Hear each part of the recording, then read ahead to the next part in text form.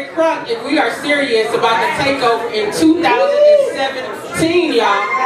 That means we got to take our energy to a whole other level. We got to take the fight for racial justice to a whole other level. And we have to get to the point where we refuse to be refused. Because I don't know about y'all, but I feel like Fannie Lou Hamer, who said during the 60s, I'm sick and tired of being sick and tired. I said I'm sick and tired of being sick and tired. I'm tired of us, as Raisha talked about, knocking on the doors of the powers that be. And it got to the point where I got tired of knocking. Even with the law degree, I got tired of knocking and having my voice and the voice of my people fall on deaf ears. So I said, forget continuing to knock on the doors of the powers that be. We need to become the powers that be. And now, so many of us building off the momentum of Black Lives Matter and those young people who pushed us out to the front lines, who shut down freeways, who shut down the Mall of America, who went into the halls of power and demanded justice. Now it's an unprecedented number of people of color and women running for city government seats. We gotta give credit where credit is due. Because those young people starting in Ferguson woke us up from our slumber. After Trayvon Martin was killed, a few years back, they said, no, this is not going to go down. So we had 3 young black queer women pen a letter to the community, and at the end they said Black Lives Matter. So after Mike Brown was killed in August of 2014, that became our rallying cry as a people, saying we matter. We matter. Being able to put food on the table matters. That's right. Being able to walk down the street without facing police harassment matters. Amen. Being able to send our children to school to get a decent education matters. And when we go to the legislature and we have to face white supremacists, we matter. And we need to know that we matter. Our children need to know that we matter. The city of Minneapolis will know that we matter by the time it is all said and done. We shouldn't have to keep going and crying out for $15 an hour. Right. By now we should be on $20 an hour. That's the bare minimum of what people should be paid to be able to put food on their tables. Mothers shouldn't have to worry about choosing between food and daycare and having a roof over their heads because they're being paid pennies on the dollar. And if they want to work in North Minneapolis, most of the places are fast food places. Why can't they go into the office that they choose and be paid a salary for the work? Why can't they get paid time off? Why can't they get maternity leave? Why can't they take time off to volunteer at their children's schools? These are the questions that we need to be asking in the city of Minneapolis. And I'm telling y'all, the people who are sitting in the positions of power do not care about us. Most of them care about their own political careers. They have an opportunity to do the right thing and they refuse to do so they can sit in these seats. What's the point of sitting there if you're not going to use your power to fight for justice?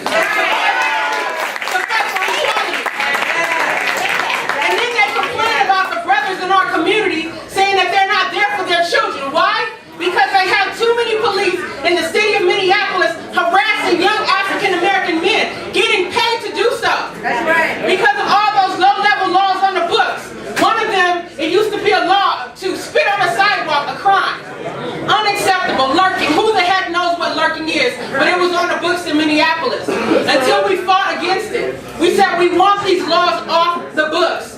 Because we're tired of young black men being harassed when they walk down the street. That's right. It's unacceptable. We're tired of spending our tax dollars paying for people to harass us. Enough is enough, y'all. I said enough is enough, y'all. And let's not even talk about what happened to Jamar Clark in November of 2015. Where we saw a young brother executed in our community, shot in the head at point blank range. And then the system has the nerve to tell us that nobody is responsible for his death. Come on. Well, the devil is a liar. Come on. Because they pulled a gun to his head with dozens of witnesses watching, and we saw the system fail us. We saw Mayor Betsy Hodges fail us. We saw Chief Janae Harteau fail us. That's right. We saw Hennepin County Mike Freeman fail us, and we saw the federal government fail us once again. And we said, no, we're tired of this. You're not going to take a life in our community and be able to sleep well at night. No, we're going to shake the city from top to bottom, and we're going to demand the power that we deserve.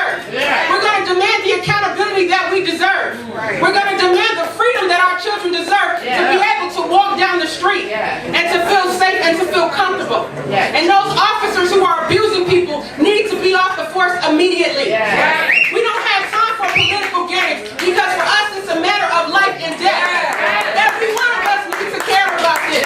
We need to make sure that the death of Jamar Clark was not in vain. We need a paradigm shift throughout the city and throughout the state of Minnesota. I'm from Jackson, Mississippi, home of the Jim Crow South, and now I'm living in Minneapolis, Minnesota, home of the Jim Crow North. We need to sound on the doors to know that there is an unequal system in the city of Minneapolis, that we're dealing with racism, that our rights are being denied, and we're told just sit back and wait. Well, we don't have time to wait. It's time for us to rise up and take the authority. And if we're serious, that means that we're going to get out, we're going to knock on doors. We're going to pick up the phone and call people. We're going to get our friends to prepare to vote in November of 2017. And we're going to usher in a whole new crop of leaders who are serious about equity in the city. We're not just talking the talk, we're walking the walk. And when we do get elected, we expect all of you to be there holding us accountable. That's right. What we said that we're going to do. Because I don't know about y'all, but I don't have time to waste. I don't have time to waste. I don't have energy to waste. I'm serious about this fight. I'm tired of the injustices that I see. I'm tired of riding down the streets of North Minneapolis and seeing people suffering and not knowing where their next meal is going to come from. I'm tired of looking at dilapidated housing. And I'm tired of people making excuses about the way that things are. So I'm telling you all, if you elect me as mayor, I mean business. That means no more business as usual. Things will change in the city of Minneapolis. Make it happen. Not because of my own strength and my own power, but because I believe in the power of God. And I believe that God is ready to see a shift just sweep this nation. And it's going to start right here in the city of Minneapolis. So thank all of y'all for being here tonight. It's a blessing to see all of us here across different racial lines, across different ethnicities. Some of us speak different languages.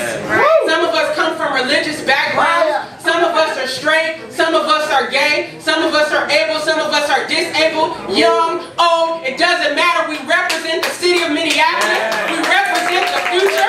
We represent the change that is coming. And let me tell you, the time is now. And it starts right here. Thank you so much.